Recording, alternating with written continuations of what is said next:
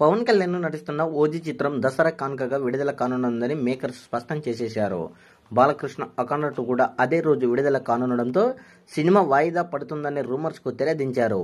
DVV entertainments అధికారికంగా ఈ ప్రకటన చేసింది. దీంతో దసరా బరిలో 2 భారీ సినిమాలు పోటీ పడుతున్నాయి. దీంతో మెగా నందమూరి అభిమానుల మధ్య ఫ్యాన్స్ వారు ఏ రేంజ్ లో ఉంటాయో అనేది ఇప్పటి నుంచి చర్చ మొదలైంది. పవన్ కళ్యాణ్ నటిస్తున్న లేటెస్ట్ మూవీనే ఓజీ. సుజిత్ దర్శకత్వంలో తెరకెక్కుతున్న ఈ ఒరిజినల్ గ్యాంగ్స్టర్ చిత్రంపై అభిమానుల్లో విపరీతమైన క్రేజ్ ఉంది.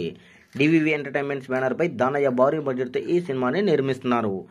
ఓజీ చిత్రాన్ని సెప్టెంబర్ 25న ప్రపంచవ్యాప్తంగా విడుదల చేయబోతున్నట్లు చిత్ర బృందం ఇదివరకే ప్రకటించేసింది.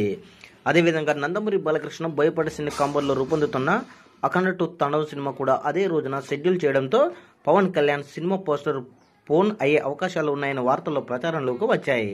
బాలయ్య, పవన్లు ఇద్దరు కూటమి ప్రభుత్వంలో ఎమ్మెల్యేలుగా ఉండడం, ఇరువురి మధ్య మంచి సన్నిహితం ఏర్పడడంతో ఎవరో ఒకరు వెనక్కి తగ్గుతారని సినీ అభిమానులు భావించారు.